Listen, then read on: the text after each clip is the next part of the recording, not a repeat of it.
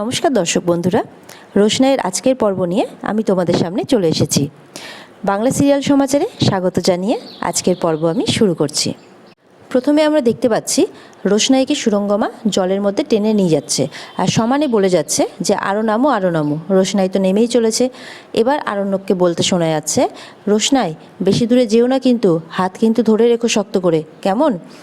আর এটা শুনে তো বাড়ির সব লোক একদম অবাক হয়ে যায়, বিশেষ করে তো গরিমা। এদিকে রোশনাইও আরণ্যকের দিকে তাকিয়ে থাকে। সুরঙ্গমা তখন আরণ্যককে বলে, এত ভয় পাচ্ছ কেন তুমি আরণ্যক? এই দেখো, আমি তো হাতটা ধরে রেখেছি। তখন রোশনাইকে বলে, রোশনাই আরেকটু গভীরে গিয়েই তোমাকে 3 ডুব দিতে হবে, যাও। চিৎকার করে ওঠে সুরঙ্গমা। এদিকে দেখা যাচ্ছে ছোটুও চিৎকার করে ওঠে, রোশনাই সাবধানে। আরণ্যক তো চিন্তায় পড়ে যায়, বলে, ছোটু কী করবো, কিচ্ছু তো বুঝতে পারছি না। সুরঙ্গমা তো চিৎকার করতেই থাকে, কি হলো, নামো। রোশনাই নামতেই থাকে আর আরণ্যকের দিকে তাকিয়ে থাকে। এদিকে দেখা যায় আরণ্যক যতবার থামানোর চেষ্টা করে, গরিমা আরণ্যকের দিকে তাকায়, আরণ্যকও গরিমার দিকে তাকায় আর আরণ্যক চুপ করে যায়। এদিকে দেখা যাচ্ছে রোশনাই যেই ডুব দেয় সেই সুরঙ্গমা ইচ্ছা করে রোশনাইয়ের হাতটা ছেড়ে দেয়। এটা দেখে তো সবাই অবাক হয়ে যায়, সবাই চমকে ওঠে, একে অপরের মুখের দিকে তাকায়। কিন্তু অবাক করা বিষয় যে কেউ কিচ্ছু বলে না। চেষ্টা করে বাঁচানোর, কিন্তু কেউ কিচ্ছু বলে না। এদিকে সুরঙ্গমা বলে, ও ডুব দিতে আমার হাতটা কেন ছেড়ে দিল, আমি তো কিছুই বুঝতে পারছি না। ওদিকে তো সমানে রোশনাই জল খেয়ে নিচ্ছে, বাঁচানোর জন্য মুখে বলছে না, কিন্তু চেষ্টা করছে। এবার আরণ্যক আর চুপ করে থাকে না, গিয়েও পুকুরে ঝাঁপ দেয় রোশনাইকে বাঁচানোর জন্য। এটা দেখে সবাই আরও অবাক হয়ে যায়। কিছুক্ষণ পর দেখা যায় বাদশাকেও দেখা যাচ্ছে না গভীর জলের মধ্যে। তনুশ্রী তো সমানে চিৎকার করছে বাদশা বাদশা বলে, কিন্তু কোনো সাড়া পাচ্ছে না। সুরঙ্গমা উপরে উঠে আসতে বলে, আমি তো কিছুতেই বুঝতে পারছি না রোশনাই হাতটা কেন ছেড়ে দিল। এদিকে হাতটা কিন্তু ইচ্ছা করেই সুরঙ্গমা ছাড়িয়ে দিয়েছিল। একটু পরেই দেখা যায় জল থেকে রোশনাইকে কোলে করে তুলে নিয়ে বেরিয়ে আসছে আরণ্যক। এটা দেখে তো সবাই একটু অবাক হয়ে যায়। আরণ্যকে বেঁচে ফিরে আসতে দেখে তনুশ্রী মনটা শান্তি পায়। রোশনাইকে নিয়ে আসতেই শোয়ানো হয় ওকে বড়মার কোলে। বড়মা কোলে মাথাটা রেখে রোশনাইকে শোয়াতে বলে। এরপরে রোশনাই বলে ডাকতে থাকে বাদশা। তনুশ্রী বলে, বাদশা, ওর কিচ্ছু হবে না, ওকে তুমি ছেড়ে দাও। তখন বলে, ছেড়ে দাও, কি বলছো মা? ওকে না বাঁচাতে গেলে ও মরে যেত, ওকে মারার অধিকার আমাদের নেই। তোমরা তো কোনো বাঁচানোর চেষ্টাও করলে না দেখলাম। আরণ্যক খুব চিন্তায় পড়ে যায়, রেগে রেগে কথা বলে তার মায়ের সাথে। ছোটু বলে, ও অনেকটা জল খেয়ে ফেলেছে বাদশাহ, জলটা বের করতে হবে।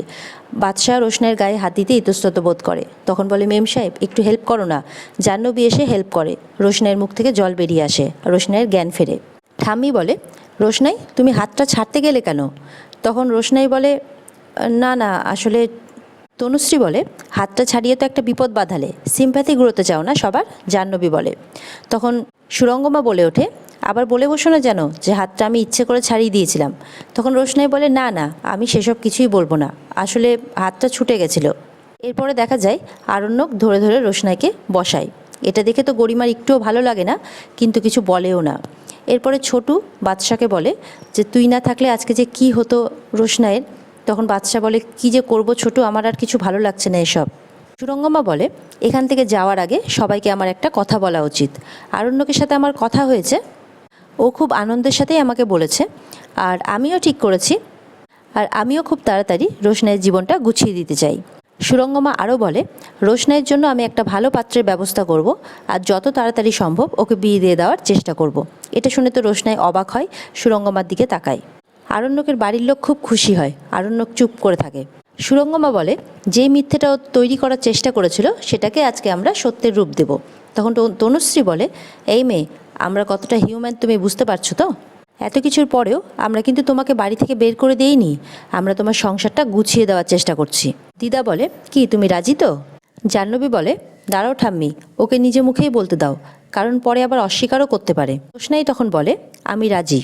আরণ্যক একটু অবাক হয়ে যায়, রোশনাইয়ের দিকে তাকায়। রোশনাইও আরণ্যকের দিকে তাকায়।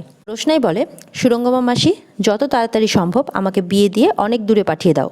তখন সুরঙ্গমা বলে, বাবা, বিয়ে করার জন্য তুমি এত রাজি, এত উৎসাহ, এটা তো জানতাম না আমি। সুরঙ্গমা বলে, আমি তো ঠিক করেছি গরিমার বিয়ে দেওয়ার আগেই তোমার বিয়েটা দিয়ে দেবো। আশা করি 2-3 দিনের মধ্যেই গুড নিউজটা দিয়ে দেবো আমি সবাইকে। রোশনাই বলে, থ্যাংক ইউ সুরঙ্গমা মাসি, তুমি যে আমার কথা এত ভেবেছো এটাই অনেক। রিমা বলে, বিয়ের পর না শুধু নিজের সংসার নিয়েই থেকো, আমার লাইফে ইন্টারফেয়ার করতে যেও না যেন। রোশনাই তখন বলে, আমি তোমাকে কথা দিচ্ছি গরিমা দিদি, আমি একবার এই বাড়ি থেকে গেলে আর জীবনেও এই বাড়িতে ফিরে আসবো না। আরণ্যকের দিকে তাকিয়ে বলে রোশনাই। ঠাম্মি বলে, বড় বৌমা এবার প্রদীপগুলো তোমরা জলে ভাসিয়ে দাও। তখন সুরঙ্গমা বড় বৌমা সবাই গিয়ে প্রদীপটা জলে ভাসিয়ে দেয়। এদিকে দেখা যায় সুরঙ্গমা রাজেশের কাছে গেছে। রাজেশ বলে, আমাকে ক্ষমা করে দেবেন, আমার খুব খারাপ লেগেছে সেদিন আপনার মেয়ের বিয়েটা ভেঙে গেছে, কিন্তু আমার কিছু করার নেই। ওই মেয়েটার জন্য আমি এখানে পড়ে আছি সমস্ত কাজকর্ম ভুলে গিয়ে।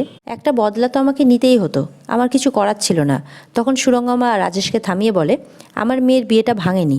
তখন রাজেশ বলে, তাই? তাহলে তো খুব ভালো খবর, তাহলে তো কোনো প্রবলেমই রইল না।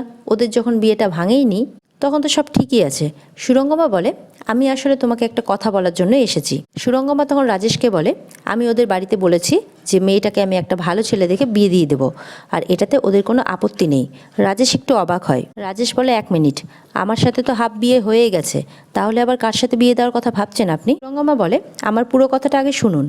প্রথমেই যদি আমি বলে দিই যে আপনার সাথে রোশনাইয়ের বিয়ে হবে, তাহলে কিন্তু রোশনাই কোনো দিনই রাজি হবে না। রাজেশ বলে, রোশনাই রাজি হলো কি না হলো তাতে কি যায় আসে? সুরঙ্গমা বলে, কিছু তো যায় আসে, যারা রোশনাইয়ের পক্ষের লোক তাদের যায় আসে। রাজেশ বলে, ও আপনি আরণ্যকের কথা বলছেন তো? আপনার মেয়ের সাথে ওর বিয়ে দেবেন কিনা এটা কিন্তু একটু ভেবে নিয়েন, কারণ ও কিন্তু রোশনাইয়ের প্রতি দিওয়ানা হয়ে গেছে, এটা আপনাকে মাথায় রাখতে হবে। এটা শুনে তো সুরঙ্গমা একটু রেগে যায়। রাজেশ বারবার করেই বলতে থাকে, ভেবে দেখবেন কিন্তু যে ওর সাথে আপনার মেয়ের বিয়ে দেবেন কিনা। সুরঙ্গমা বলে, হ্যাঁ আমারও এটা মনে হয় কিছু ক্ষেত্রে, কিন্তু আবার যখন আমার মেয়ের সাথে দেখি তখন এটাও দেখি যে ও আমার মেয়েকে চোখে হারাচ্ছে। তখন আমার মনে হয় যে মেবি এটা ওর রেসপন্সিবিলিটি রোশনাইয়ের প্রতি, সেই জন্যই হয়তো এমনটা করে। এটা শুনে তো রাজেশ হাসতে থাকে। সুরঙ্গমা বলে, কি ব্যাপার, আপনি হাসছেন কেন? রাজেশ বলে, না আপনি যে কথাগুলো বললেন সেগুলো একটাও সত্যি নয়, আর তাছাড়া জাগে আমি এসব নিয়ে কেন ভাবছি। আপনি বলুন যে রোশনাইয়ের ব্যাপারে আপনি কি ঠিক করলেন? সুরঙ্গমা বলে, আরণ্যকের সাথে আপনার একটা ফাইট আছে, সেই জন্য আমি যদি সরাসরি বলি তাহলে কেউই এটা মেনে নেবে না, বিশেষ করে আরণ্যক। রাজেশ বলে, আপনার জামাই আমার বিয়েটা অ্যাকসেপ্ট করবে না তাতে আমি কি করব? আমি কি এবার ইঁদুরের গর্তে ঢুকে যাব নাকি? সুরঙ্গমা তখন বলে, আমি আপনার শুভাকাঙ্ক্ষী, আমি আপনার ভালো চাই। এটা আপনার শহর নয়, আবার এটা যদি বেনারস হতো তাহলে আপনার সাথে হয়তো কেউ পেরে উঠতো না, এটা আপনার কাছে খুব সহজ ব্যাপার হতো। এটা কলকাতা, এটা আরণ্যকের শহর, ও কিন্তু আপনাকে এত সহজে কিছুতেই ছেড়ে দেবে না। রাজেশ বলে, তাই নাকি? ওর অন্যজনের সাথে বিয়ে হয়ে যাবে আর আমি সেটা দেখে থাকবো? আমি ওকে পাওয়ার জন্য এখানে দিনের পর দিন পড়ে আছি, আমি এত সহজে ছেড়ে দেবো? রাজেশ বলে, অন্য কারোর সাথে বিয়ে হলে আমি কিন্তু সব কিছু ছাই করে দেবো। সুরঙ্গমা বলে তখন যে, আপনি আরণ্যককে চেনেন না, আমি আরণ্যককে চিনি। আমাদের বিয়ের জন্য একটা এমন নাটক করতে হবে যেটা কেউ বুঝতেই পারবে না। একটা নকল বর এনে বিয়েটা অ্যারেঞ্জ করতে হবে, কিন্তু বিয়েটা আপনার সাথেই হবে।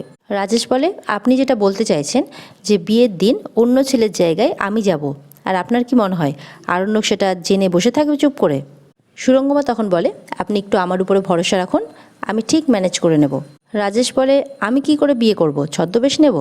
সুরঙ্গমা বলে, সেটা হলেই বা আপত্তি কী? তখন রাজেশ বলে, বেশ আমি না হয় ধরে নিলাম যে সেটাই হলো। রাজেশ বলে, কিন্তু মনে রাখবেন আমার মতো শরীর স্বাস্থ্যেরই কিন্তু একজনকে লাগবে, না হলে কিন্তু সবার সন্দেহ হয়ে যাবে। সুরঙ্গমা বলে, আমি একজন পারফর্মার মিস্টার রাজেশ, আমি মেকআপ নিয়ে কাজ করি। আমি জানি যে উচ্চমানের মেকআপ হলে একটা মানুষকে এতটা পাল্টে দেওয়া যায় যে তাকে জাস্ট চেনাই যাবে না, একবারে অন্য মানুষ হয়ে যাবে। তাই আপনি আমার উপরে ছেড়ে দিন। রাজেশ চুপ করে শোনে কথাগুলো, আর আজকের পর্ব এখানে শেষ হয়ে যায়। তো বন্ধুরা, যদি পর্ব তোমাদের ভালো লেগে থাকে তাহলে অবশ্যই আমার চ্যানেলকে লাইক, কমেন্ট আর সাবস্ক্রাইব করে দিও। দেখা হচ্ছে তোমাদের সাথে আগামীকালকে রোশনাইয়ের নতুন পর্ব নিয়ে। ততক্ষণের জন্য সবাই ভালো থাকবে, টাটা।